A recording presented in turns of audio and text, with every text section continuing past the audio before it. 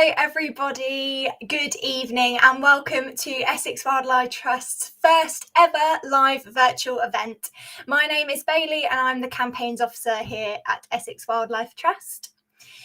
Thank you to everybody for joining us. We hope you have a really good evening. We have a whole range of things in for you tonight. So after my introduction, we are going to be watching the Wilder Essex vision video, which should give you a flavour of what a Wilder Essex looks like. We'll then be hearing from our CEO, Dr. Andrew Impey, and then we're going to launch straight into our panel of very special guests. So that will be your opportunity to ask any questions about a Wilder Essex that you have. So get ready for that. And then I will be back to tell you a little bit about how you can get involved with protecting wildlife and restoring nature. So once again, thank you so much for joining us. And here is our Wilder Essex Vision video.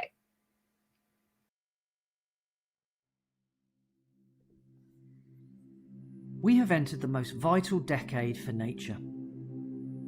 Our climate is in crisis and this will impact us all. We are dependent upon the natural world in every aspect of our lives. The air we breathe, the water we drink, the food we eat, and our physical and mental health. We need nature and we need wildlife. There is now an urgent need to tackle the climate emergency, to restore damaged habitats, connect our protected areas to the rest of the landscape, and lobby for legislation that places the natural world at the forefront of policies and forward planning.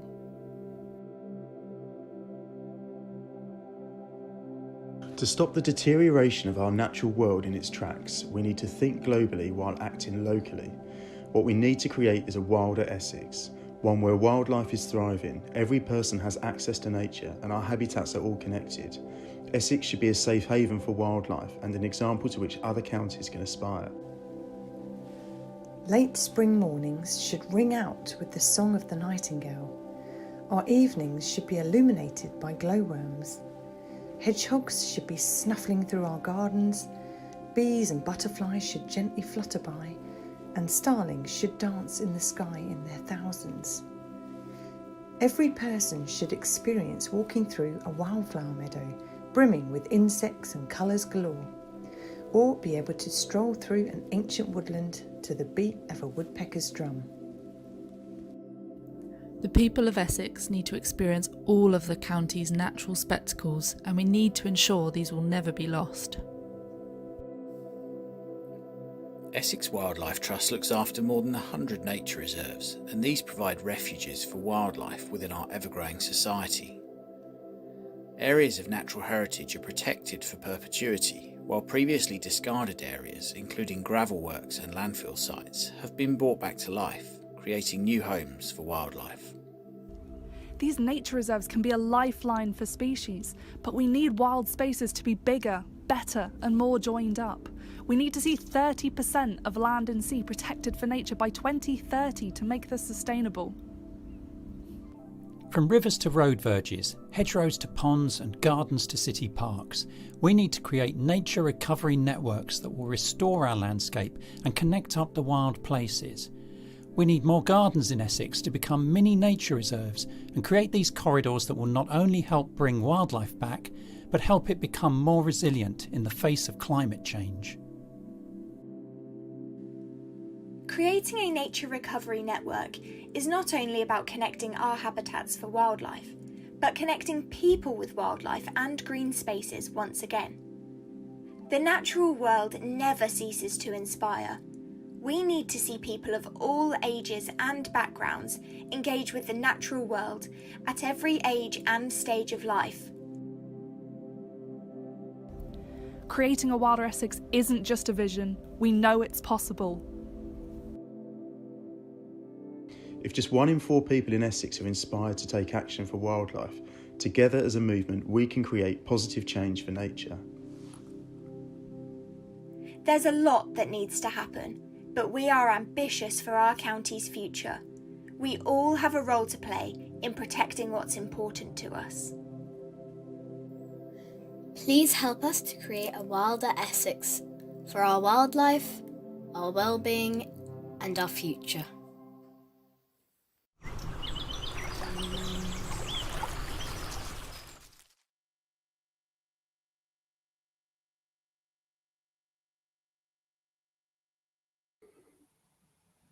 Well, hello everyone. I'm delighted to be introducing the discussion that we're going to have about Wilder Essex and why wildlife is so important to all of us and why it's so important to protect it in perpetuity. So we've got an amazing panel of people to answer some questions directly, not just from me, but from you who are watching and listening to this. So that's going to be really exciting to hear those thoughts. Now, I've got many roles tonight, but one of them is just to give this a bit of context, I suppose, and to give it a little bit of an introduction as to what we're doing and why we're doing things like this in Essex Wildlife Trust.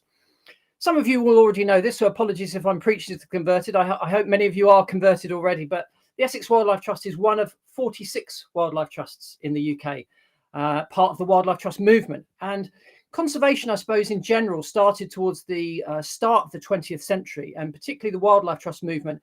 It was kicked off by someone called Charles Rothschild in 1912. Now, when I started to get really excited about wildlife in maybe about late 70s, early 80s, I was considered a little bit weird, a little bit of a geek, you know, a bit strange because I like creepy crawlies and I like birds and that kind of thing. So that was in 1980. So imagine what Charles Rothschild was like in 1912. He was in a pinstripe suit, looking at kind of strange things, worrying about wildlife. He was probably considered a little bit odd, but nevertheless, it was a very bold move. He was a banker, but he was also an expert naturalist. And together with some of his friends, he founded the Society for the Promotion of Nature Reserves, which later became the Royal Society for Wildlife Trusts. And he really kicked it off. Essex Wildlife Trust was one of those original kind of first few wildlife trusts in a county. So Essex was founded in 1959, and it was founded by volunteers, and volunteers are still very much part of what we do in Essex, and we rely so much on volunteers. So volunteers kicked us off in 62 years ago. Currently, we have about 40,000 members in Essex, which is a fantastic number to have in a county.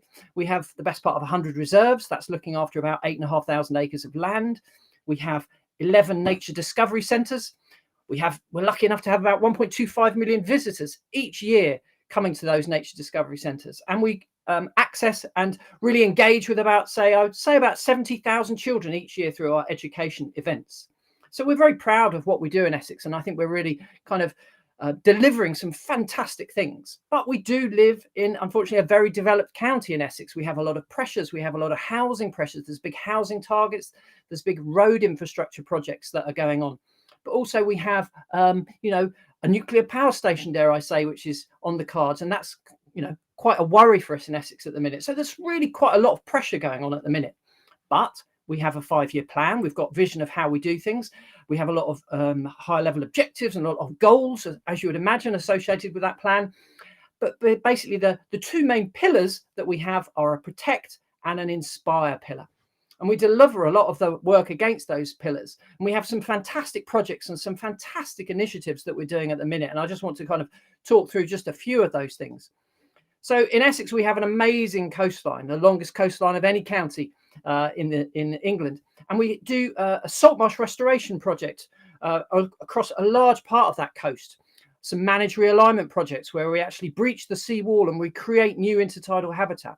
This coastline is so important for species, not just nationally, but also internationally. It's a really declining habitat in Essex, and it's crucial, not just for things like fish stocks, but also for flood risk mitigation and also for the carbon sink that it is. We hear a lot about tree planting at the minute, but actually salt marsh creates so much more of a carbon sink than trees. I'm not downing trees, trees are good, don't get me wrong, but salt marsh is so incredible, and intertidal mudflats is a massive source of carbon. So really, really important. We also have a new nature nursery. Now this is high quality, affordable education and childcare for 2 to 5-year-olds. Now, if you were in Scandinavia, this would be normal. This would just be basically what all kids do. But in England, it isn't quite the case. So we're piloting this and we've had a really great response at the minute. And it's really based on that principle of learning by nature. We know that what children actually experience from the age of up to 7 years old, that will inform them, their life values throughout the entire life that they have. So what they learn in that young period of their lives is so crucial because they just take it with them. So if they can engage with nature, then that's fantastic. We have our Thameside Nature Park, which is restoring Northwest Europe's biggest landfill site. And this is, supposed to be really inclusive and really accessible. So going forward, it will be a massive nature park. So this is on many, many meters of rubbish. Now, we all put our wheelie bins out at the, once or twice a week. Sorry, not twice a week, once a week maybe, or once a fortnight. And, where does that rubbish go? I think a lot of people really disengage with that. But basically, Thameside is a massive big pile of rubbish, and we're turning it into an amazing nature park on the banks of the Thames. We also have our Essex fish migration map, where we're looking at the blockages, hundreds, just in Essex alone, hundreds of blockages in our rivers, a lot of them man-made blockages, and we're looking to unblock those blockages to allow fish passage to carry on and for those vital spawning grounds to remain accessible for those fish. So a really important project there for the fish. I talked about the Nature Discovery Centres. So we have a new one at Langdon, down close to Basildon, and this was built mainly with money from the landfill community tax and also from National Lottery. And these nature discovery centres, although yes, they have a retail area and they have a cafe, and they have an education area, but really they're a gateway to the places of wonder that we have. Sometimes nature reserves can be a little off-putting and maybe a little scary for people that aren't kind of wildlife geeks, maybe like myself. But actually, these nature discovery centres allow us to make that accessible. And finally, we have our Action for Insects project, where we're looking at things like our vital pollinators, which are fundamental for the food chains that we have. They're really, bugs really do matter. I know it's a bit of a cliche in terms of creepy crawlies and stuff when you're a child looking at these things, but these things are fundamental.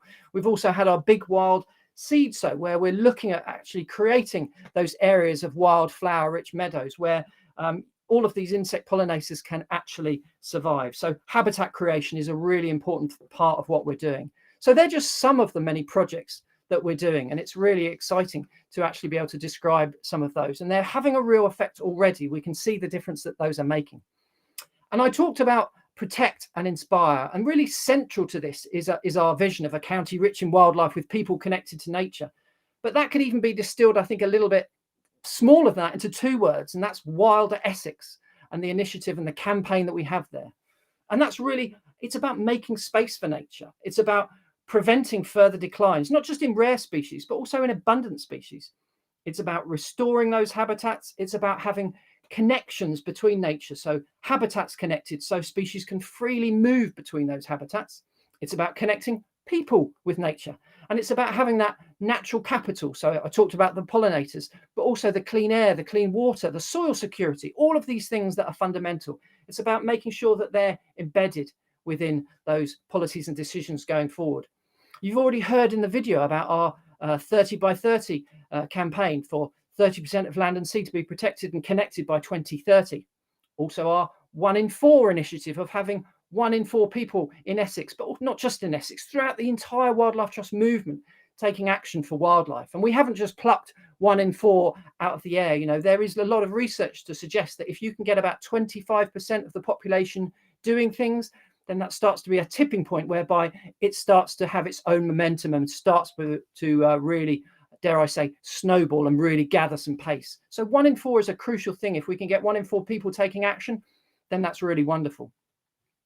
So finally, just in terms of context, why now? Why are we talking about this now? Why are we getting excited about this? Why is there an urgency?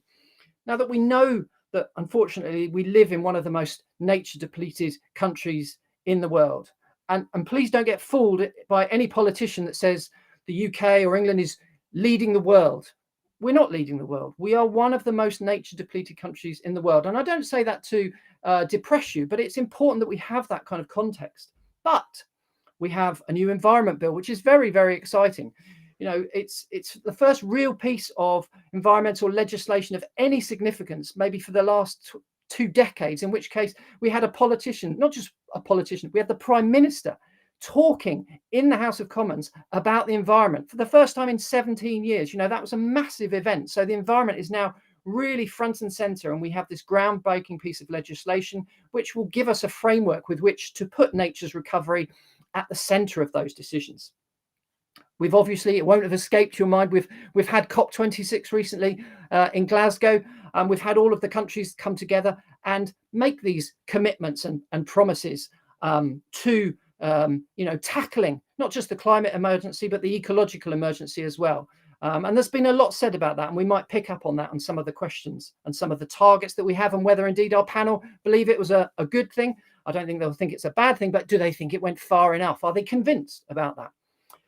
COVID, we're all living and breathing with COVID and have been for the last kind of 2 years, the best part of the pandemic. And it's been a real struggle for all of us, and similarly for the Trust and for wildlife charities. But in a strange kind of way, it's also been an opportunity. And I don't say that lightly, because obviously it's had horrendous effects. So I don't want to downplay that. But it has been an opportunity, because I think people have been more engaged with wildlife than ever before. We've had a lot of my friends who aren't necessarily, I wouldn't say wildlife lovers, but maybe they take it for granted and they just sort of see it and it's there, but they don't actually think about it. There's not a mindful way of actually engaging with it. Whereas now, through lockdown, we've all been desperate to get outside, desperate to get out in green space, and we've really seen the inherent value and the fundamental importance of green space, countryside, wildlife to our very health and well-being. You know, as I said, I love wildlife, but even I was looking at butterflies more than ever before, bumblebees on the lavender. You know, I was seeing how many different species I could see. So people are really, really engaged right this minute. And it's really a case of, how do we harness that now? We've got the Environment Bill, we've had COP, we've had people engaged with COVID. So momentum is really going now. So how do we harness that and get it moving forward? And finally, I think I would say, you know, of those three things, which things inspires me the most? Probably neither of them, or none of them. The thing that really inspires me the most is the incredible rise of the youth kind of environmental activism, for want of a better phrase.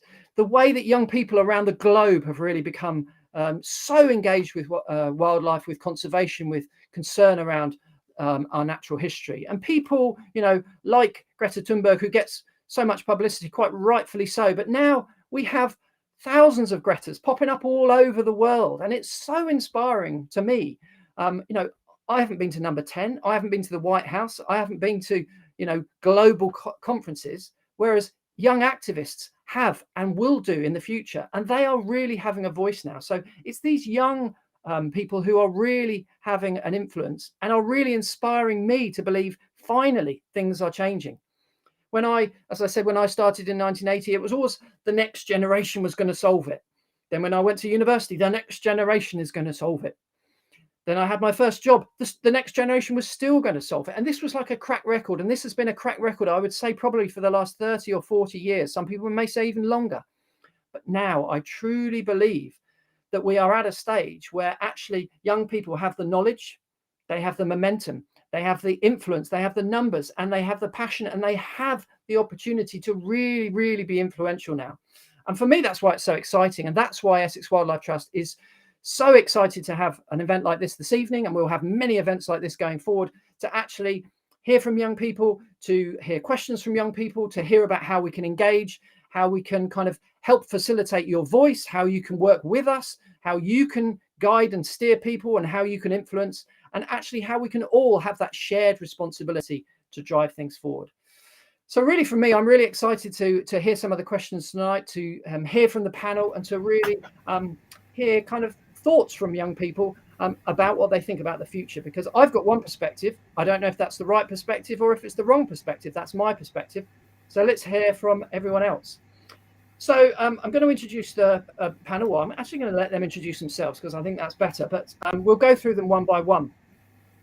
So in the order that I have here, Andrew Millam, if you'd just like to introduce yourself to everyone. Yes, hello everyone, I'm Andrew Millam. I recently completed an environmental science degree. I've been an Essex Wildlife Trust education volunteer for about 3 years now. And I'm a nature writer, writing for various magazines and things on nature in Essex and the UK as a whole. And I'm currently doing a level 3 forest school leadership course with Essex Wildlife Trust, and that's been at Abbots Hall Farm. So I've been able to see the brand new nature nursery, which looks really good. And that's me. Thanks, Andrew. Perfect. Sophie Pavel, if you'd like to introduce yourself. Yeah, sure. Hi everyone. My name is Sophie. I'm a science communicator. I did zoology at university in Bristol, and then I did a master's in science communication. I'm an ambassador for the Wildlife Trust, which is a huge honour, and I work for Beaver Trust as well in communications there a few days a week. And then in my spare time, which is rapidly dwindling, I do a bit of writing as well. So I've got a book coming out next year in June with Bloomsbury about British wildlife and key species and climate change. So that's quite exciting. So it's very much on my mind. So I'm really looking forward to tonight's discussion. Thanks for having me. Wonderful. Thank you, Sophie. Very excited to hear about your new book. Isabella Tuta, do you want to introduce yourself? Hello everyone, my name is Isabella and I am the current Vice President for Community and Engagement at the University of Essex Students' Union. I think that my experience with wildlife and nature is very much related to my heritage and things that I learned from family, friends and mentors, as well as my studies. I come from a really small town in the middle of a national park in Romania, so I have a really strong connection with nature. And since secondary school, I have been getting involved in projects and volunteering opportunities with the local national park, WWF, and scientific competitions through which I studied local endemic species. And when it comes to where I'm at right now, I'm very much looking at expanding this by having a wider understanding of the wildlife here and how we can support the local community as well as the international community. Thank you. Thanks, Isabella. Wonderful. And last but not least, Emma Peters. Hello. So my name's Emma Peters. I've been working for Essex Wildlife Trust for about just over 2 years as an outdoor learning officer. And my background initially, I studied English at university. So I'm a classic case of career path change in the middle of things. But my main job roles include working with schools, in schools, working with the children and staff to get in some outdoor learning training and green grounds, forest school delivery quite a lot of the time too. I run wild living courses on bees. That's my sort of specialism for outdoors. And I'm also currently working with some groups of SEN children in Brentwood, where I work at Faundon, because I'm kind of south-based in the county, but I go all over. And yeah, in my spare time, I love going for walks, looking for the seasons changing and looking for bees and fungi. And that's me. Thank you, Emma. Wonderful. Well, we've got a fantastic panel. So I want you guys to do most of the talking. I've had my opportunity, so it's over to you guys, really. So a question for all of you, I think, and we'll start in the order that I introduce you, just to keep it simple for my little brain. In terms of what kind of wilder looks like to you, I described a few things, but Andrew, what does wilder mean to you? Wilder, for me, I think my mind immediately goes to connectivity. I think obviously the whole county doesn't have to be wild, but as long as, so I live opposite a woodland, and then that links to a park, and it sort of weaves its way through. So although it is quite developed, there is a path for nature through the county. So yeah, I think developing that path in places where it has been broken up and increasing that nature connectivity. Perfect, thank you. Sophie, how do you feel? Yeah, very similar, really. I think wilder means holistic in a way. I think it means people and nature working better together. I think it means people being more open-minded and being able to see other options for how a piece of land could be, and not being so, one-track minded. There's that amazing song by Mumford and Sons called Wilder Mind. It's not one of their most famous ones. And I always like to wonder what it's really about, but I really do think that people need a wilder mind. And I think that with that different mindset, we need to, we'll be able to imagine a future where people and nature work together better. So that's what wilder means for me, I think. Thank you. Isabella, as a former kind of volunteer for WWF, you may have a kind of international kind of flavour to this. Do you think we can have wilder areas in Essex that are similar to the continent? I definitely think so. I feel like I was talking a bit about my heritage earlier and the community that I come from. And before coming here, I always took that connection with nature and the ability to just go on a hike or a nature walk in the afternoon when I finished school. I just took all of those things for granted. And I think that when it comes to the local community here and the connection that a lot of people do have with nature, and my favorite example and the one I know most is the Wivenhoe Trail, and the fact that every time you go on a walk there, there's people walking with their families, taking their dogs on a walk. I think that it's definitely something that can be improved and that people have a need and feel a drive for that. Perfect, thank you. And Emma, from an education point of view, do you think young people, and when I'm talking kind of younger, even younger, kind of nature tots and those kind of things, do you think they have an idea of what Wilder might be, or do they not know any different, I guess? Definitely. I mean, whenever I'm out working with various different age groups, it's one of the first things I notice is that sheer curiosity and fascination with nature. There's no kind of fear a lot of the time. A lot of the fear when you see it, if you're at a nature tots group and there's like a new creepy crawly, for example, it normally comes from the parents rather than the children. The children are always so ready to go head first into nature and be wild. And you see it in how they play. And it's just one of the joys of the job, really, is being able to facilitate that space for them to explore the wilderness and the different options that nature has for them, and really appreciate the opportunities it gives them as well. And it's that space for them to learn about it too. So definitely children know about being wild. Absolutely. Indeed. And when I see them outside my office window sometimes, and they've all got their little they've got their wellies on and their onesies on, and they've got their kind of, fishing net and stuff, and they're all going off holding hands 2 by 2. It's amazing. And the noise that they make, it's the only time at work when I'm quite happy for there to be a deafening noise, because they're all so excited. So it's absolute inspiration. So talking about things that have maybe inspired you from the past, David Attenborough, that great man, he said, no one's going to be able to protect what they don't care about, and no one's going to care about something they haven't first experienced. So is there something, what set you guys off on your path of kind of caring about the environment or worrying about it? What was that thing that kind of really ignited you kind of in your early years to kind of go down this path? Andrew, I'll come to you. Yeah, I think I was very fortunate to have parents who took me outside. So I think I was exposed to it, to nature from a young age. I never really saw myself doing anything else. Like, everything I've done since then has been linked to nature in some way. So if I want to work with children, it'll be forest school. So yeah, I've always been into nature. And I just think trips when I was younger probably inspired me. But I definitely think the forest schools, I'm doing the training at the moment, it's a good way, as Sophie said, to sort of rewild the mind from a young age. And yeah, I think for children that don't have that access from such a young age, it's a good way of getting it into the curriculum. So we make sure that they do. Yeah. Yeah.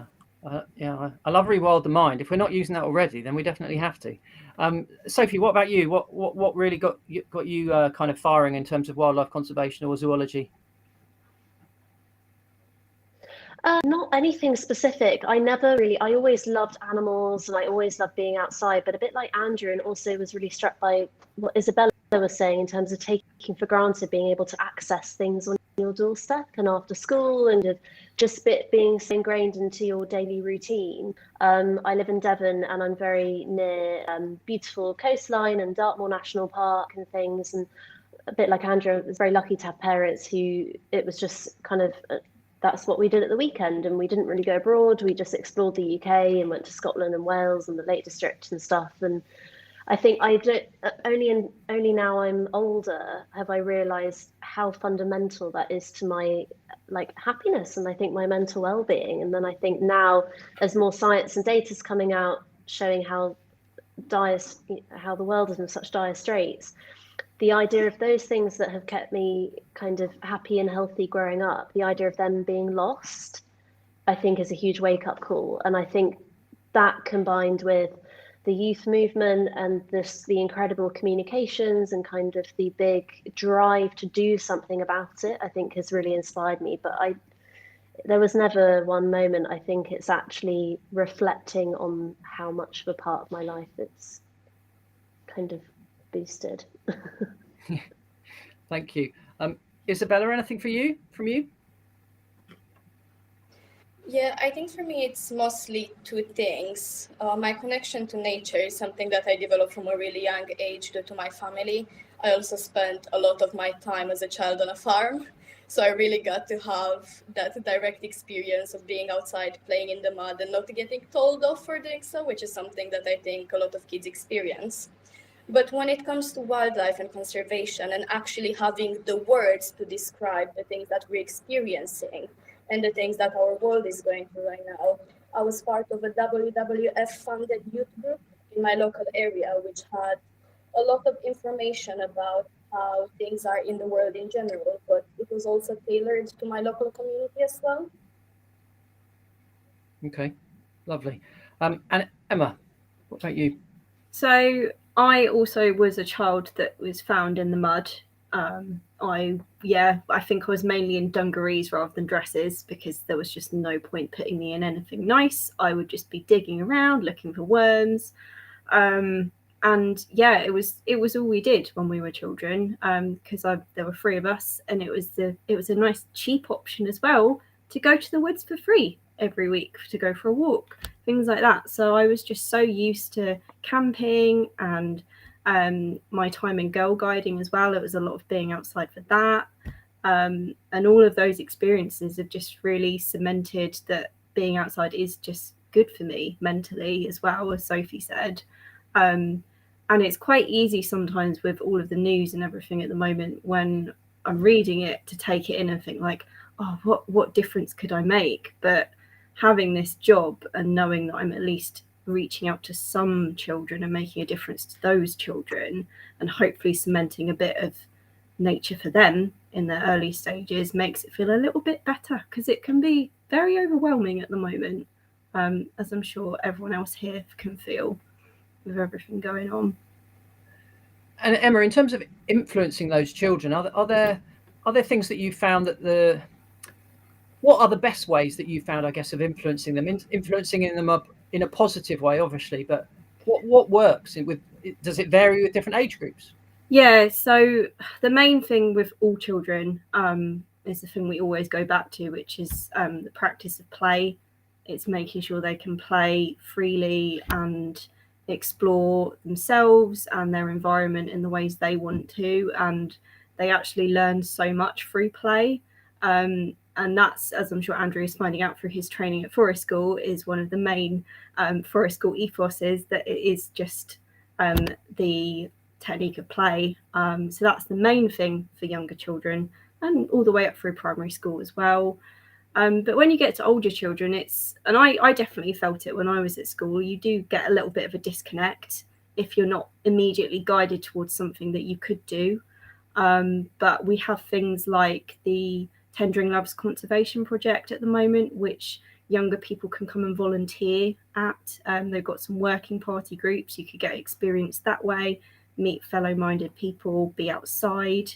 And things like we've also got guided walks that younger people and sort of people in this audience could go along to too, in Belfairs, for example, as well. So north and south, we've got things going on that really, I think, benefit all ages. It's just having a little look around and seeing what have we got on that might suit you. So we are trying to cater to everybody if we can, but we're not always quite there yet. We're working on it.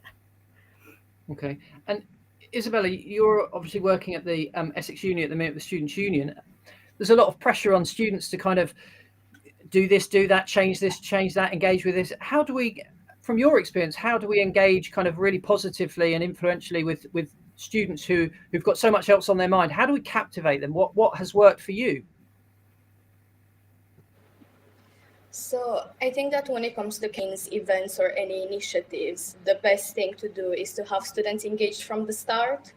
because if as a union or a university or if anyone else tries to put on events and then to invite people, it has a different effect rather than going to the students and asking, what do you want to see? What would you like us to do? And we have quite a few initiatives that are really successful and work with students. For example, at the start of the pandemic, it's an idea that came from students and we implemented it with them. We gave out garden packs to people who are self-isolating so they can have that nature at home and the ability to do something. Something that I'm looking at right now is setting up a sustainability steering group when it comes to the university. And I think that when it comes to cutting through the noise and being able to reach students directly when it comes to the different initiatives, it's about finding the students who are really passionate as well and letting them take the lead. Perfect. It sounds very exciting, and I know there's a lot going on at Essex Uni at the minute, so we really want to engage with them and really harness that, because we want to hear as many voices as possible. It's the start of something for sure. It's really exciting. Sophie, from your point of view, you mentioned you're an author and you're getting into that. So, what part do you think that can play in influencing people? The books that are out there at the minute, the topics that are out there. How do you approach it? That's a really good question. I think books are very subjective. I think there's a lot of, as we know, there's a lot of amazing nature books out there, and for all different kinds of readers. There are ones that kind of are more suited to staying on a coffee table that you can dip in and out of. One of those that springs to mind is Chris Packen and Megan McCubben's Back to Nature, which is this amazing kind of very easy to dip in and out of, but very impactful, up-to-date stuff about what really is going on with the state of our planet at the moment. And but at the same time, with words, I'm a very slow reader, and I find it very difficult to get into nature books sometimes, because either I feel like I'm at work, or B, I just feel like it's so much information. I don't really know. It doesn't feel very solution based. So left feeling like, well, that's great, or that's really sad, but I don't really know what I can do about it, or it feels very out of context. And so I think in terms of how perhaps this can help the momentum of a youth mobilisation, and maybe to make young people feel a part of. Sorry, that's my dad cooking in the kitchen. Let me know if that's annoying. Very enthusiastically shopping. In terms of how can we get this to keep momentum of youth mobilisation, I think there are some amazing book clubs out there, and there are some really cool people on social media. I can provide some info later if people want that, of people recommending books and providing platforms for people to discuss stuff. So sometimes if you've read something, you feel like full of loads of thoughts and you want to kind of talk to somebody about it, but there aren't those forums to provide that discussion and that kind of community feel. And I think it really echoes the success of the youth mobilisation that's happened, in terms of people feeling like there are like-minded people who same worries as them or have the same ideas as them and want to lead the same steering groups and kind of have those discussions. So I think reading is a very good place to start, but I think there has to be that support network. Social media is a great place, but I think what Isabella was describing about those steering groups and having perhaps the more passionate extroverted people lead those, I think there's a great, again, holistic way to approach these situations. Yeah. And Andrew, in terms of, I suppose, we hear a lot about kind of fatigue. We've got a lot of fatigue going on at the minute because of the pandemic, but also environmental fatigue. When we had the State of Nature report, a number of years ago, when the second one came out, they changed it deliberately to be much more positive. So do you think there is an element of fatigue that we have to be mindful of? And if so, how do we deal with that so that people just don't think, oh my God, it's all doom and gloom, I can't possibly make a difference? Yeah, I definitely agree. I've felt that fatigue where it just seems like you're being bombarded with negative news headlines. I think what I try and do through the nature writing, and I'm doing a small book at the moment on birds with a small independent publisher, and I just try, from my perspective, those positive-based solutions, like Sophie was saying, keeping it positive, showing people what we've got already. So hopefully they'll be inspired and be encouraged to want to protect it, rather than stressing what we've lost. Maybe that can come after, because people do need to know what we've lost. But starting with a positive and saying, this is what we've got, this is what you can protect, and this is why it's important. So a positive mind frame, I think, is important. And I mentioned a couple of negatives. I said we were one of the most nature depleted countries in the world. Is that, and I want you to challenge me on this. Is it wrong to talk about that? And I come to all of you in this respect. But Andrew, carrying on with you, is it wrong to mention that, or how? I definitely don't think so, because in the context of such a positive panel of people who are interested in nature, I think, and anyone who's watching tonight, I think, probably already knows, or if they don't, they're probably interested in nature if they're watching this. So I think in this context, it's okay. And people do need to know, definitely. But I think for that audience of absolute non-nature lovers who know nothing, I think starting with a positive, so they're not discouraged, is important. But yeah, I think it's fine. Okay. Isabella, how do you go about getting the kind of balance right in terms of positive against negative, or kind of getting it? We may never get it right, but how do you approach it, I guess? I think that's something that I'm still learning. We actually had a social event to discuss sustainability happening on Monday. And something that I realized was that a lot of the people who were there were suffering from environmental anxiety. So it was really hard to be able to talk about the positives while also at the same time acknowledging how everyone is feeling and their personal experiences. I think it's something that we just have to keep on learning about and to adapt the conversation that we're in at the moment, because if someone comes to you with something that's making them really anxious, it's important to mention the positives, but also to acknowledge what they're going through. I think it's something that we have to learn, and I personally have to learn more and more. Yeah. And Emma, with your education hat on, do you have kind of open conversations with the children? Do they ask you questions about things? Do they raise concerns with you? How is it a really positive conversation, or does it ever kind of do they express things of negativity or concern? It depends on the group you're with, I suppose. So obviously younger children aren't super aware, but I've been working on the Nature Friendly Schools project as part of my role recently, where we've been going into schools that are really nature deprived, and it's been really interesting talking to the school councils from those schools as part of the work, because that's where we've been taking ideas from them, having these discussions of how can we make your school greener for you and for nature, and things like we want to be litter picking at lunchtime have come up, so they know these things are important. They want green spaces to find little safe havens to be calm in, so they know without being told that it's good for their brains. And yeah, in terms of the state of the planet and the climate crisis and things like that, I haven't had extensive discussions with children, but you can tell that they're worried that certain animals have gone extinct or are in trouble. There was a really good recent book in, I think a couple of years ago, it came out, The Lost Words, by Robert Macfarlane, that we were giving out to schools across Essex.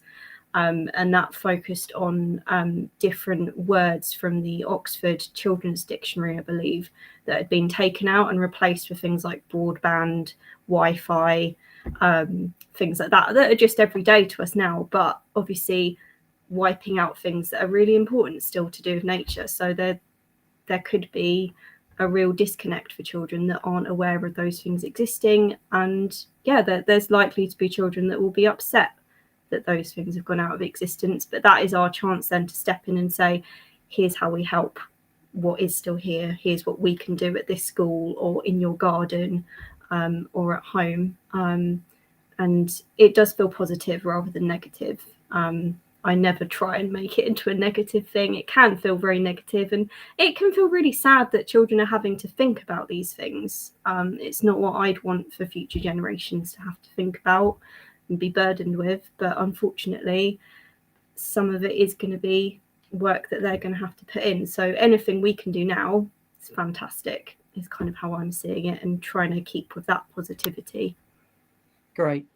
We've got a question here from Lexi, and please, anyone watching, please do post your questions and we'll try and answer as many as possible. But a question from Lexi: how do we inspire others to care about nature? So, Sophie, it's the $64,000 question which you're going to answer for us. But how, it's a broad question, but it's a fundamental question. How do we go about inspiring people to care? I think we've all just answered it. I think it's that kind of story arc of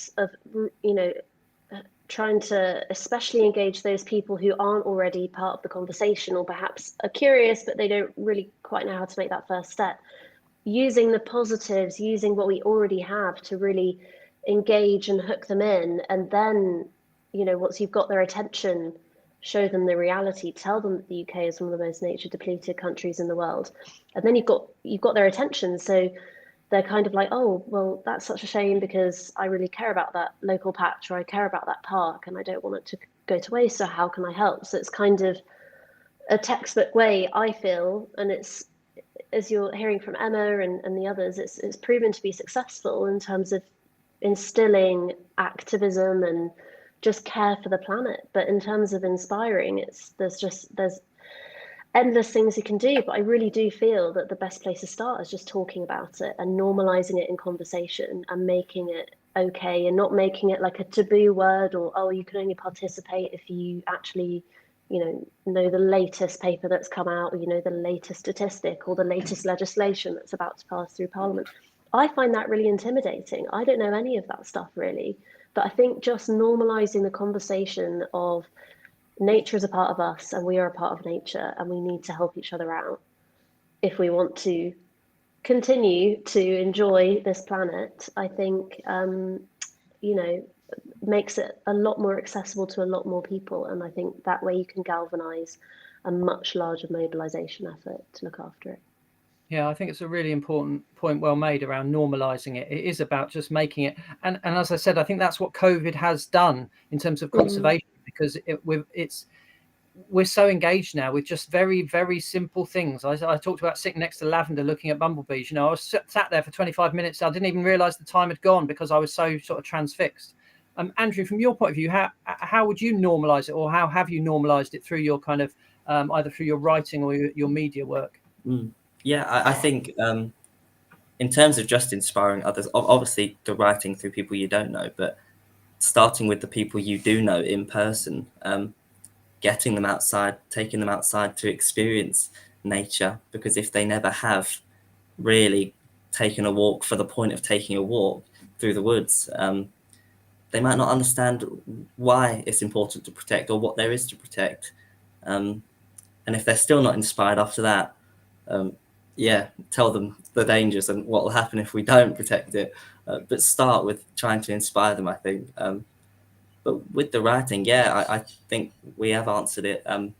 Keeping it positive, keeping a hopeful narrative that it's not too far gone. And that's what I'd say. Good.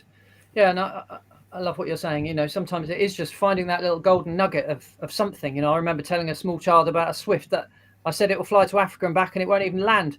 He couldn't believe it. He thought I was just, joking. He thought I was pulling his leg sort of thing. He just wouldn't believe it. I had to convince him, and I had to talk to him for another 20 minutes to convince him. But he was amazed. His eyeballs were so wide, like saucers. It was brilliant. So lovely to see. We've had a question from Caitlin. So this is picking up, I think, something that Emma, you said about litter picking. So do small actions like litter picking really help? So Emma, from your perspective?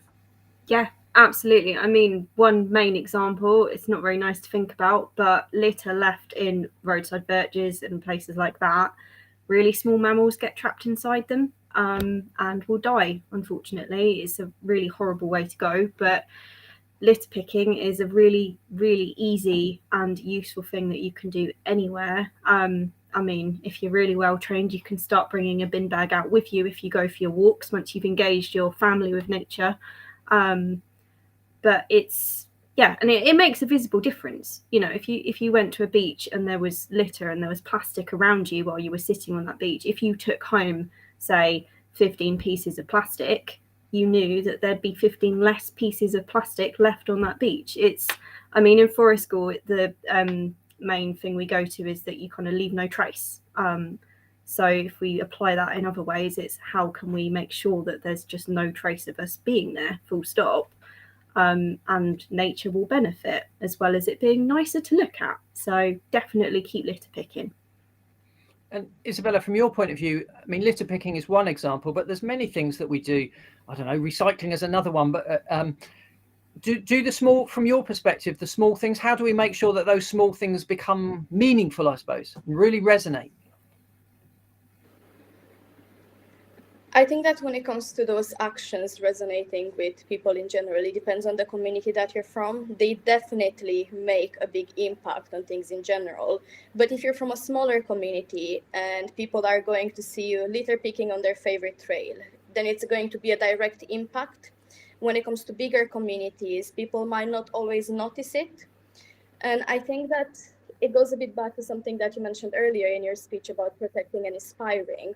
I think that both of those things are really important. And by litter picking and recycling and just doing your part when you're doing your everyday activities, it has a big part in protecting the nature that we have. And I think that it also inspires people, because for an individual who might not have that connection with nature at the time, if they go to a natural area that's really littered, it's going to keep them from developing that connection. Well, if they go to a natural area that's clean, it has people around who are willing to educate you around what you're going to see. And it's just a nice environment to be in. It gives you the opportunity to develop that relation with nature. Yeah. And if we wanted to do some very simple things, Andrew, if you were to tell people that they could do something, maybe even in their back garden or at their local park, or maybe at school or something like that, let's pick back garden because that's the easiest, because you've got the opportunity to do that. What could people do that's really simple that they can feel like they're making a difference? I definitely think stopping mowing all the time, leave an area to rewild and see what wildflowers you get coming up. I've got quite poor clay soil and it's very overshadowed, so we get some interesting foxgloves and things though that like the shade and the poor soil. But I also like, I see quite a lot of holes cut out the bottom of fences now to allow the badgers and foxes easy access through the gardens. And again, going back to that connectivity, and it sort of turns each little garden, when everyone starts doing that, into a nature reserve of its own, really. But yeah, wildflowers, bee-friendly pollination flowers are brilliant. Cutting a little hole in the bottom of the fence, asking the neighbour if it's not your fence. But yeah, those are my top two tips, I'd say. And a pond. That's the best way to get all sorts of wildlife to your garden. Okay, great. Sophie, what about you? You're a zoologist. What, from your perspective, what either have you done in your back garden, or what would you do if you had a lovely back garden that you could kind of play with as your own little nature reserve? Well, I'm not fortunate. Well, I've just bought my first house, so I have a little patch that I can finally call my own, but I haven't had anything done to it just yet. But I think the main motto that I've been trying to tell my parents is to just do a little bit less, and it's kind of a culmination of what the other guys have said. But nature doesn't like it when we make so much effort, because then it doesn't have a chance to actually show us what it can do. And so I think mowing a little less, like Andrew said, and also I really like the idea of doing just a tiny little bit of research.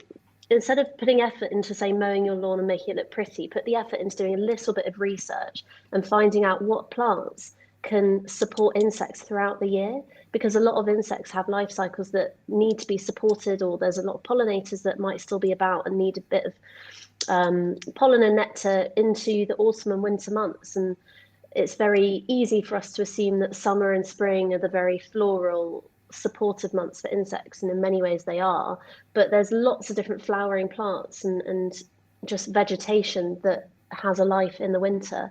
And so our gardens can be equally bountiful if we just do a little bit of research into what can happen there. And as Andrew said, a pond, where there is water, the wildlife will come, and it doesn't have to be a pond. It can be.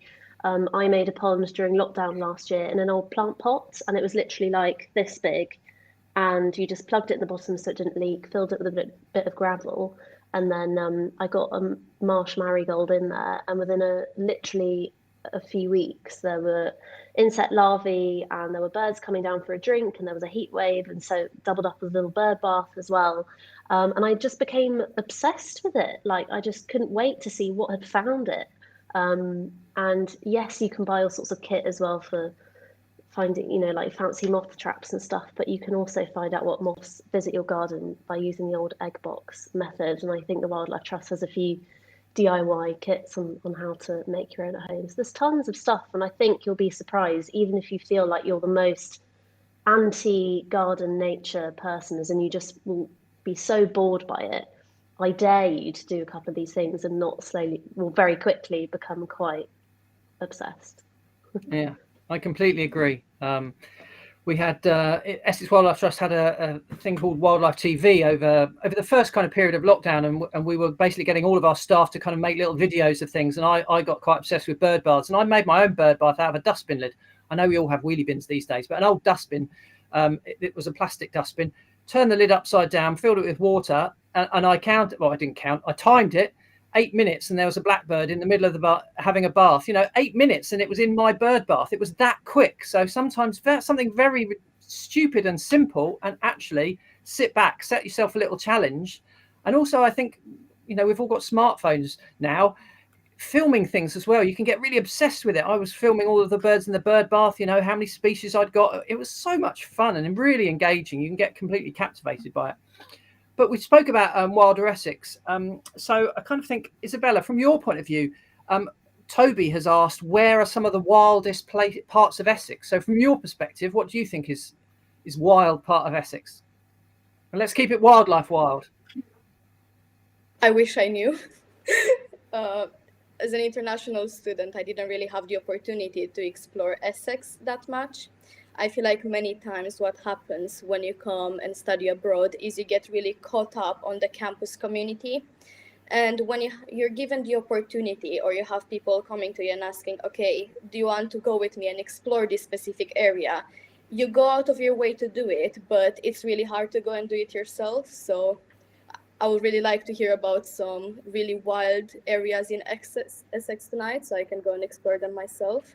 Okay, well, there's a challenge for everyone else then. So let's start with you, Emma, and let's inspire Isabel to go and find some wild places.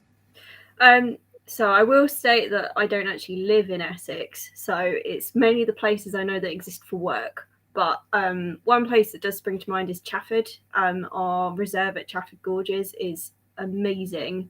The centre is currently shut, but the actual site itself is fantastic. It's got so many different habitats. It's got lots of water bodies, as well as lovely walks around through really lovely meadows over the summer. I was doing some really good bee surveys there this year, so there's loads to look for.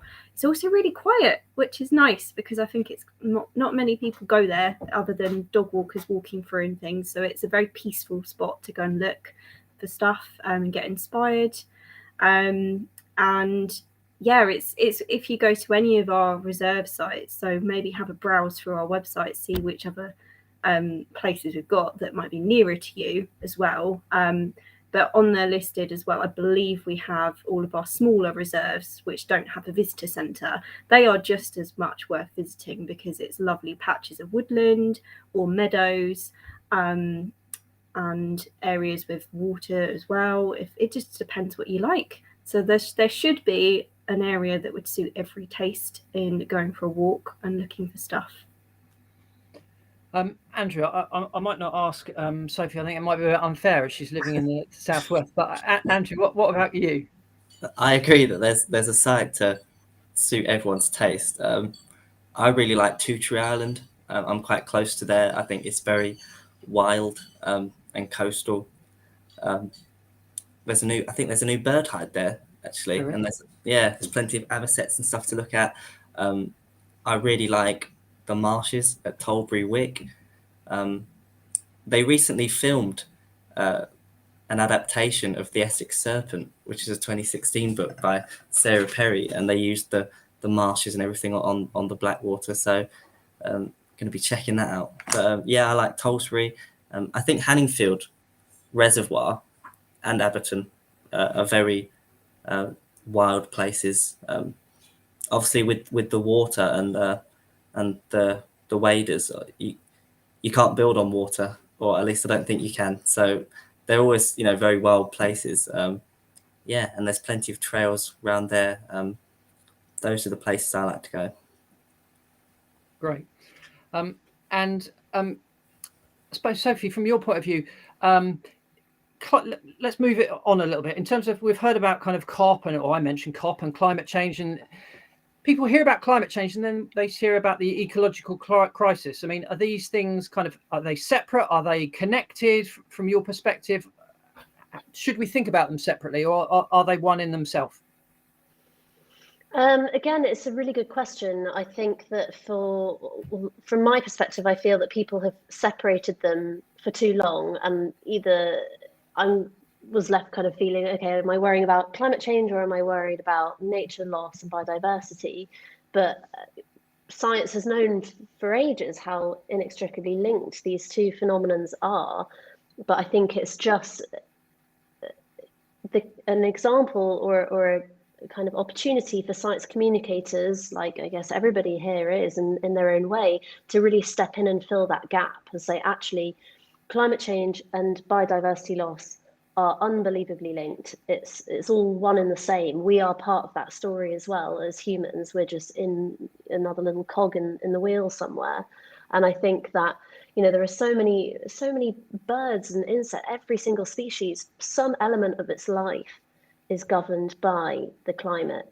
And as we're finding, unfortunately, with climate destabilizing, lots of these little fascinating, beautiful relationships between an animal and its environment are destabilizing along with that.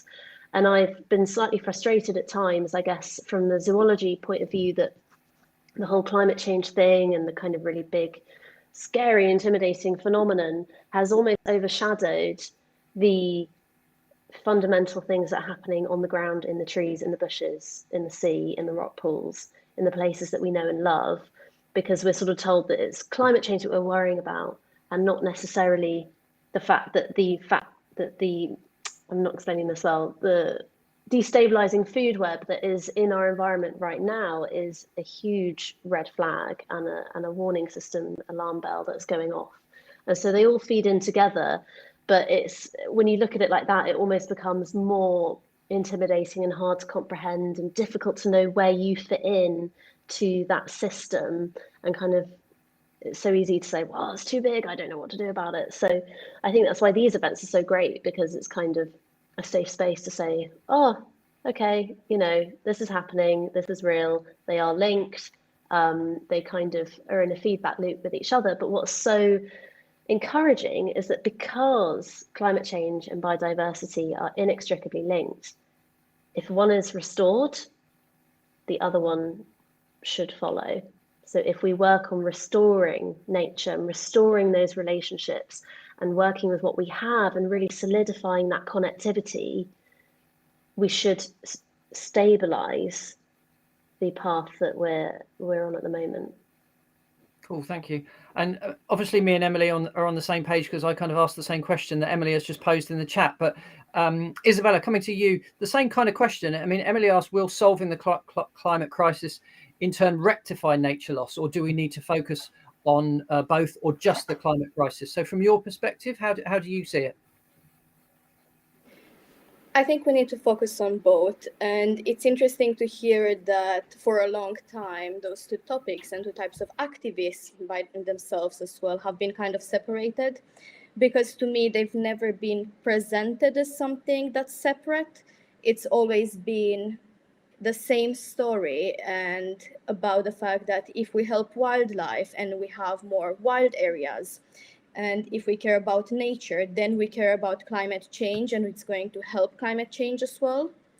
And they've always been presented as intertwined. That's the way I've always perceived them. And it's actually very recently that I got to know that by a lot of activist groups and a lot of people, they're viewed as separate topics. And sometimes people see them going head to head when it comes to which one is more important. But I think that's definitely the wrong emphasis on the story overall. Mm-hmm. And another question is asking about what can university students do specifically on their campus to help nature? So as we're with you at the minute, Isabella, and you're at the uni there, so what do you think the students can do on their campus? Take initiative. We have societies that you can join. We have the Green Thumb Society, we have a Marine Conservation Society, and a sustainability one. For a very long time, we had an ongoing volunteering project as well. We have a lot of one-off nature projects with animal protection, rescues, cleaning up local areas, cleaning during the springtime in and around Colchester, and even giving garden packs and anything like that. I think that when it comes to things, many times it's about realizing what you like, what you want, what you're good at, and then doing your best to get involved in that way. I believe Sophie mentioned earlier a book club about sustainability, and I think that's a good idea. If you personally care about reading and you think that that's the best way to get engaged with other people, then contact us and we can set it up. If you're more the kind of person who likes to go out and talk with people, then we can have a speaker event. If you're the kind of person who likes to go in nature, then we can use local seeds from local wildlife and local plants in order to restore certain areas. There's so many things that we can do, and I feel like each individual needs to realize what are their strong points and the things that they can get involved with, because there's so many things that we can all do as individuals, and they're all just as important. And if there are people kind of listening to this now that are thinking, I want to be part of this, I'm excited about this, how can I kind of be part of this change and this movement? What would let's come to you first, Emma, in terms of, do people have to go to university? Do they need to study a certain thing? What would your advice be? So, as people might remember from my intro, I actually studied English at university before I decided, maybe I should work outside. And yeah, the main path that I took to get here has been volunteering, and that is something that we are hoping will be an accessible route for everybody. It should be, because it's the way you can meet like-minded people your age, potentially, or various ages, and make friends with them that way too. It's a way to see that if it's with us, it's directly conservation based, if you're affecting a habitat, or if you're rebuilding something, or if you're helping us with, say, school visits, things like that, you're affecting and influencing children that way too. So that there is no right way to get to doing this kind of thing, or being, I wouldn't say expert in it, but learning more stuff and feeling like you're confident in it. It's building up, and I definitely say volunteering is a really, really fantastic way to get to that point where you feel like you can make a difference. And yeah, I've mentioned 2 areas where you can possibly help, but there are volunteering opportunities across the trust in all sorts of things. And it's a really, really good skill builder as well. If you're at university and you're thinking, do I need some extra stuff for my CV? Volunteer. Volunteering is the best thing I ever did in my career path, because it opens so many doors and you meet so many people, and it's really good fun. It's always really good fun. Yeah, I would 100% support that. I know I started many moons ago volunteering, standing in front of people, telling them about ospreys and getting them really excited about that, and it all kind of goes from there. Andrew, what about you? What do you think is it about university? Is it just about kind of experience from your perspective? Yeah, I second what's been said. I think I was lucky. I did a part of my degree at Lancaster University, which is a very green campus. They even had people who could volunteer to go and check the local weather station with like a full-blown turbine and everything every morning. Yeah, it was very wild. But no, I don't think you need my Essex Wildlife Trust volunteering that didn't really have anything to do with the degree. I don't think you need a degree particularly to educate yourself about these issues. But yeah, that's how I started. The team at Belfez were very welcoming to me, and I got involved with forest school sessions, young carer sessions, and it went from there really. So yeah, volunteering, I agree. Okay, good. So there's lots of support for volunteering. Sophie, from your perspective, anything on top of volunteering? Is there anything that you think is really, can really make a difference in terms of steering you or guiding you as to what you might want to kind of get into? I think just not feeling like you have to pigeonhole yourself in a particular direction. I went to Bristol University, and so many of my course mates went there because the natural history unit is there, and obviously it's incredibly highly renowned. And the classic route for, say, a TV researcher to work on a big blue chip program was zoology at Bristol University, then work experience, and then you might start as a runner and blah, blah, blah. And so there's this kind of culture which frustrates me now thinking back, where people really felt like they had to do zoology to just start in even the kind of basic realm of wildlife communication or science communication and things like that. So, and what I think was a real help for me in my degree, and then also just in my work now, is creative stuff. And I think allowing space in your head and in your kind of schedule, I guess, to really feed other passions. Because I really think that if you're passionate about climate change and biodiversity loss and everything else, it's very difficult to maintain that passion if you're not maintaining your passions elsewhere, if you're not kind of maintaining your other hobbies, and if you're not doing sport or exercise or whatever makes you feel good. I genuinely believe that if you yourself are not in a good place in your other areas of your life, you're not going to be able to dedicate the time and energy that you might want to care for nature, and it all feeds off each other. And so I think that I did English A-level, and I think that being able to continue reading and writing has helped me enormously to be able to communicate difficult topics and to be able to digest difficult topics. And so if maybe being a communicator is something that you're interested in, and degrees, obviously a lot of work is written work, a lot of exam stuff is writing based. And so to be able to write well and to communicate your point and to be able to practice that, and to be part of maybe creative societies and kind of feed that appetite, I think it really helps when you're trying to discern complex topics like climate change, and to be able to translate those to inspire people who might not understand them as well as you do. So I think allowing space for the arts is really important too. Yeah, and I think that's entirely right. Again, I don't want to talk too much about me when I was at school, but it was kind of, you do this career thing and it tells you what you're going to do, and allegedly, and pretty much wildlife ranger was all there was when I was at school. If you're not going to be a ranger, then that was it. Traffic warden, fire, train driver, wildlife ranger. Whereas now, as you say, English, if you're into maths, if you're into IT, if you're into, it doesn't matter what you're into now from a sort of subject matter point of view. There are so many options in terms of the environment. So it's really, really exciting from that. From a career point of view, you can literally go all around the world doing incredible things, and making a real difference. So we've got a question from Abby that wants to know which animals really need our help the most right now. So Andrew, do you want to have a stab at that one? Where do we have to go first? Well, how do we prioritize the priorities? Speaking from experience, I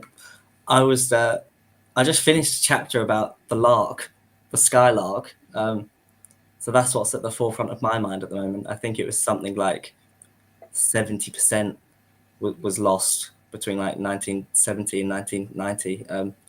You'll have to fact check me on that, but it's something like that. There's a massive decline of the skylark because of the way farming is at the moment.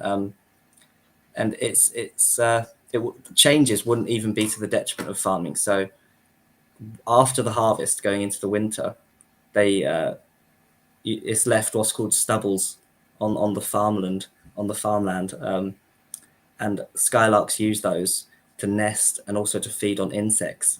And those overwintering stubbles are being got rid of for various reasons, and just leaving them, which would be more cost effective, just leaving them would help the skylark to bounce back. Also decreasing the pesticide and insecticide use, because I think also tram lines through fields make the skylark's nests in the farmland more open to predators. But that's just one species. I think, where do we go first? Starting with the easiest things to do, as we've said, actually leaving an area of wildflowers at the side of a field or a garden, just leaving it alone and seeing what happens to it, I think is a good place to start. Okay, thank you. I mean, Isabella, from your experience with WWF, you'll be used to kind of an organisation which has kind of got a massive long list of things, but narrowing it down to somewhere like Essex, where do you think we should start? What are the priorities in terms of Abby's question? Which ones need our help the most? I think that many times it's about the species that are most misunderstood and most rejected by the general population, and the one that comes to mind most are snakes. I know that I've been reading an article recently about the fact that others are endangered in the UK and are facing a possible extinction. The area that I come from, we have some endemic species of vipers, including the horned viper. And I think that when it comes to a lot of these species that are misunderstood by people and are not maybe even going to be not easily identifiable, and people don't know how to behave around them, it's important to raise awareness of that and to have wider communications over the fact that they are not dangerous animals. They are not there to hurt you. They're just minding their own business in their own habitat, and we should have a say and action in protecting them. Okay, thank you. And Emma, from an education point of view, are there species that you think the kids are kind of worrying about, or are there species that kind of lend themselves more to being a kind of, how we call a flagship species that really inspire the kids? So my favourite is always bees. So that is something I always push to get in there if I can. But I'd say insects in general is a really good one with children and just with everybody. I know in some of my courses that I've run, it's reminding adults that without pollinators, we wouldn't have most of the food that we eat. So it's a really key species and as a whole unit to preserve and look after and actually put first, because it's just, they're under our feet. They're so small, a lot of them, that people won't think about them, or the reaction is fear and disgust rather than fascination and we must protect this. So if we can get in there at the beginning with children and say, this is why spiders are really important. I personally wouldn't really like a spider to be on me, but I can appreciate that it's got natural beauty and that it's fascinating how they work and everything like that. So it's kind of twisting the narrative, definitely, like with what Isabella was saying. And I always go for insects. That's like my key pushing topic, I'd think, for species. And kids love them. Kids absolutely love insects. It's their favourite thing to look for when we're out delivering things. And it's always really fun for me to look for them too. So it matches up quite well. Cool. Sophie, I'm keen to hear about, if there's people watching this and they want to kind of engage more with similar conversations like this, they want to kind of learn, share, discuss. How do people go about kind of, where would you be sort of signposting people to have conversations like this? Well, it depends if you would like to do it online or in person. I think it's healthy to have a mixture of both of those things if you can. I think in terms of online, I've found amazing kind of things and talks and stuff through Twitter, just in terms of strategically following. I think when I first got Twitter in 2017, I followed all the organisations and NGOs that I could think of, including the Wildlife Trust, of course, and then it starts to obviously suggest similar ones, and then see who they follow. and it's I guess I was building myself an echo chamber, but then over all of that, it was more just to kind of see what was going on, because at the time I was at university and I kind of wanted to be involved in the conversation, but from a sort of arm's length. And so just having a good eye on what's going on and what I could join, that was a good way of doing it. Also signing up to newsletters, because obviously organisations promote a lot of their events like this one in their newsletter. And so that's really helpful to start if you're planning ahead in your weeks and in your months in your diary to kind of fit that in. Great communities of nature people on Instagram. That's always a really good place to start. Instagram on the whole is a lot more of a positive, uplifting, nurturing environment than Twitter at times. Twitter, I think, can be a bit of a negative spiral depending on what day you're looking at it. And so I think that's a really good place for it. I think if you're in the volunteering circle, often they have their own Facebook groups, and that's a really good way to organise social stuff and to kind of be part of those things and to just sort of be across those. And then obviously, as Isabella's been saying, at university there's all sorts of things, so maybe don't sign up to everything, maybe be quite picky and see how you go and see how you get on. And then I think through those events you can then I found them to be really good networking opportunities. The Bristol Natural History Consortium as well is a brilliant place to start, because that is kind of an amalgamation of lots of like-minded people who are up for socialising as well as kind of action planning. So that's quite a good balance. And I think also a good takeaway is to just ensure that you're still having fun and that you're not trying to give yourself a huge to-do list and burden yourself with an agenda of I've got to attend this many talks and I've got to read this many books. I think if you're starting to not have fun with it and it's not becoming something that you look forward to, that's probably a sign that maybe you should take a step back and sort of make sure that you've got a really good balance of all these sorts of things, and that you're in a good mindset to be dedicating energy to these discussions. Yeah, I completely agree. I think fun is definitely something that is key to it. We've got one final audience question, which is, what one action could I do right now that would really help the environment? So Andrew, I'm going to come to you first. Which one action that someone could do right this minute that's going to help the environment? Donate to the Wildlife Trust, I think, is a good one. That would be instantaneous. Yeah, it's hard to think about things that are instant because things do take time. But attending this talk, if you're already doing something to help wildlife, I think, because you're showing that willing to educate yourself about wildlife, which will help you communicate it to other people and inspire them. So I think reading a new study, obviously, as Sophie said, don't overburden yourself, but if you want to do something right now, having a read of some nature writing or looking at the Wildlife Trust website and seeing what species we've got, and then doing a bit of research about them and why they're threatened if they are things you could do right now. Obviously, you could put your shoes on and go around the block and pick some litter up, being careful, of course. But yeah, those are things you could do right now. But you've got to think of the short term and the long term, I think. Think about joining groups, as Sophie suggested, and planning out a longer term vision of how you can make your mark and help nature. Fab. Isabella, from your point of view, one thing that someone could do? I think it's hard to pinpoint one thing that can have an immediate effect, but I think that overall something that people can do at any point is learn, care for yourself throughout this journey, and read and allow yourself to be curious about the information and to enjoy the knowledge. If you're going on a walk and you see a bird and you're curious, oh, what is that bird, or what's the wildlife in this local area? Look it up, find someone who can help you throughout that journey, and just take initiative if you see that there's something lacking, or if you think that the current resources and the current initiatives that you can join aren't necessary for you. Perfect. What about you, Emma? Have you got a shopping list of things, or? Not massively different to what others have said, but one thing that has sprung to mind, because I've got a massive tree outside my house, which has blown loads of leaves into my paved garden, but still a garden.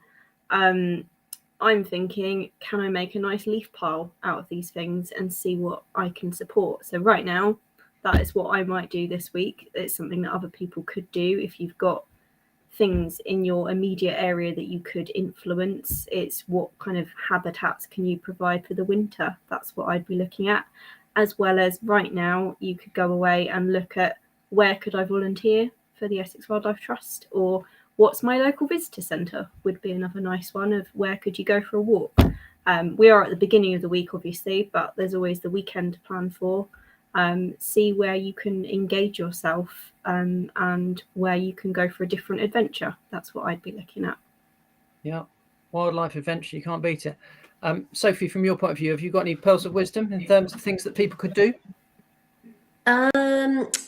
So I think the main one that I'm definitely going to be looking at is alternative Christmas presents, because obviously Christmas is coming up.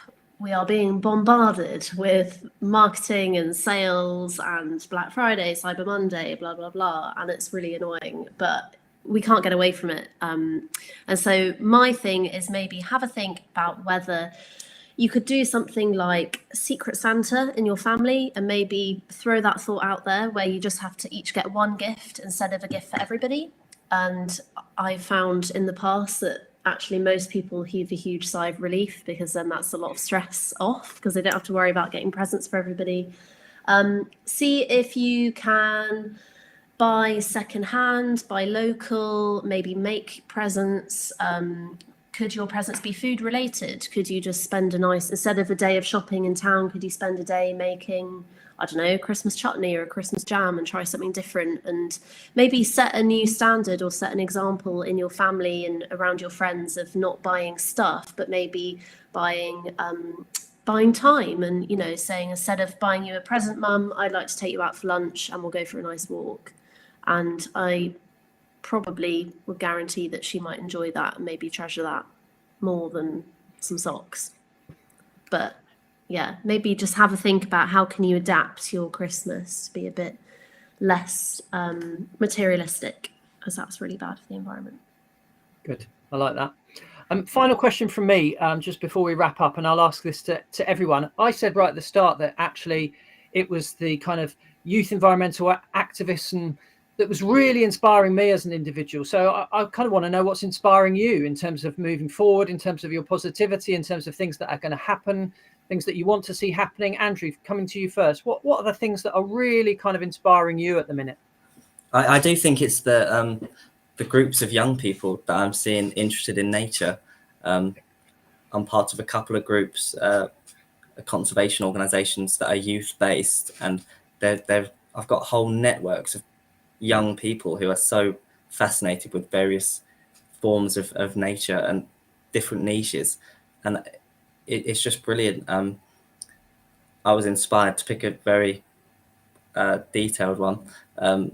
There's a new nature reserve in the New Forest, and they've restored a cottage in the middle of Franchises Lodge, which is a nature reserve in the New Forest, and that's going to be opened for young people from disadvantaged backgrounds and inner city areas who perhaps don't have the access to nature to go and really experience it. And I found that quite inspiring. And yeah, I'm inspired every day by the children at work, because I work in a primary school, and yeah, they're very into nature. As Emma was saying, insects and bug hunting and all that, they love it. So that inspires me. Great, fantastic. Isabella, what about you? What inspires you, or what is going to inspire you going forward?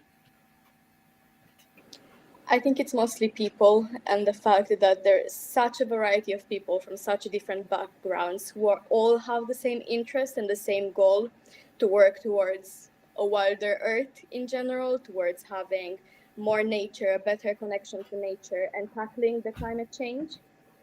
I think that all those people coming together and the creativity that you can see and the ideas that you see from everyone. Like sometimes you just see something in the news, and I just see something in the news and I'm like, that's such a great way to tackle this. That's such a great way to educate people. And I feel like the fact that there's continuous new ideas, new information, and new people joining the movement is something that's always inspiring me. Fabulous. Emma? So part of what inspires me, I'd say at the moment, is I'd say success stories actually in some of the reintroductions we've had across the country of different species. So Kent very recently, for example, is wild bison, which isn't something I ever thought would come back to the UK. It's pretty cool. I didn't actually know they were in that area before the reintroduction project. So I say that's a really good way for lots of people to get inspired, probably across the country, of different projects going on and reintroductions. And I know beavers as well is a massive one, because it's all of this wildlife that we in our lifetime probably haven't seen being active before. So that's really inspiring to me to see it working, and it being a good step forward.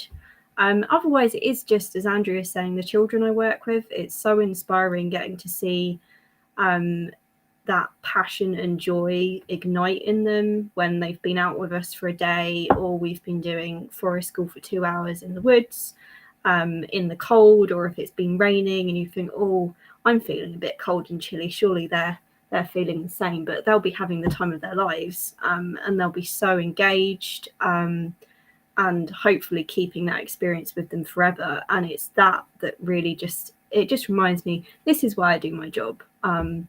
And definitely the group of special educational needs and disabilities that I'm running at the moment, those children, that in particular right now is inspiring me so much, because it's children that really, really appreciate being outside and having that space to be themselves. So mostly the children in my job is what I'd say. Fab. Brilliant. Sophie, last but not least, final word is with you. Emily, well, I'm going to copy Emily's, and it's the reintroductions of species that we've lost. So I'm very lucky to be working very closely with beaver reintroduction, and it's just been such a journey. I mean, these animals have been gone from our countryside for 400 years, and then it's a long battle, but they're slowly starting to return to British rivers. And it's, for me, it's such a symbol of what can happen and how change can happen. And yes, it's going to be difficult, and yes, we're going to have difficult conversations, and there are always going to be people who aren't happy with the decisions being made. But overall, it's looking like nature's winning this argument for the better, because we've realized that actually the value that beavers bring outweighs the negative impacts they can have. And it's an incredible story of conservation organizations and passionate people and science collaborating together to make something that we thought was impossible actually happen. And so we hope, and as with the bison story and other reintroductions, that is setting a precedent for how conservation will work in the future, and looking at ecology and landscapes and kind of joined up scale thinking as a whole, and not just isolating species and doing it species by species. It's trying to look at the landscape and trying to fix that engine as a whole functioning part. So that's what's really giving me hope at the moment, because despite so many challenges, it's working, and we hope that it will continue to do so. Fabulous. Well, thank you so much to my panel, to Andrew, to Isabella, to Sophie, and to Emma. It's been wonderful for me to hear you answering the questions, and to see your passion, and to see your kind of dedication, and how you're so kind of up for this, and so inspired by it, and so excited by it. And I can really see it in your answers that you kind of, you're excited by that. So I thank you for putting all of the time and effort into answering those questions. I hope the people that have been watching this have been inspired and excited, and will go on and do further things, and watch out for further things like this, and really engage and be part of it. And I suppose before I hand back to Bailey, I think my final point is that anyone watching this, never underestimate just how influential you can be as an individual, just how important your voice is, your actions are. Never underestimate what an amazing career you could have in studying something like this. I've been very fortunate that I've gone all around the world studying this, and I'm now really proud as an Essex boy to be chief executive of the Essex Wildlife Trust, having been studying rainforests and all sorts of things, but now back home So yeah, never underestimate just how important this is. This is the most important decade for wildlife conservation. And you're part of a massive gang now. And that gang is young people all over the globe who are really passionate and excited about this. And, you know, when I started a long time ago, I could never have dreamed of this. And I will free to admit, it's been a little depressing over the years, because it's kind of like, why does no one get this? Why does no one see it? But now, for the first time since 1988, when I first started as a volunteer, I'm thinking, finally, we're winning this. We're winning the battle. People do get it now. People are pushing in the right direction. We are changing things. It is going to happen. It's not too late. We have got there just in time, but we've got there. And never underestimate the power that you can have as an individual to really play your part. We need every single person. And with that, we will get there. So it's brilliant. It's been really inspiring for me, really exciting. So thank you once again to my panel. It's been brilliant. I hope we do many more of these. Please look out for them. And I'm now going to hand back to Bailey.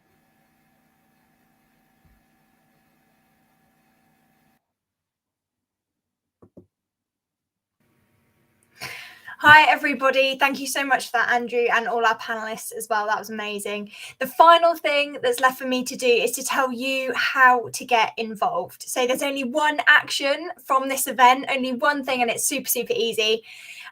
All you need to do is join our Facebook group. So we have set up a Facebook group specifically for 16 to 25s in Essex, for anyone who has a tie with Essex as well. You can use the code that has just popped up on the screen to join that group. At the moment, that group is a place where we can share opportunities with you, such as our events, our campaigns you can get involved in, our courses, all of that kind of thing, volunteering opportunities. So that's what it is right now. But this is a really exciting time because we want your help to make this even bigger and better and make it into what you want it to be. So we're hoping that with your ideas and your help, of course, we can make that into something bigger and incredible. So we're thinking a youth council or a young campaigners group, anything you want it to be. So you could be the founding members of this really, really exciting group for Essex Wildlife Trust. So please do use that code to join our group. And don't forget that we also have all of our social media accounts, and we have our newsletters, which you can sign up to on our website, and our website, of course, where you can find out all things to do with Essex Wildlife Trust. So if you have any trouble joining the Facebook group, you have any questions whatsoever, please do email us. The email's on the screen now. But thank you so, so much for joining us. And please do get in contact. We'd love to hear from you. So yes, please do drop us an email or visit our website, which has just popped up on the screen. We are going to close with a video of autumn in Essex, just to provide that peace at the end of the evening. So please do enjoy our video, and thank you so much once again for joining us. See you later and have a lovely evening.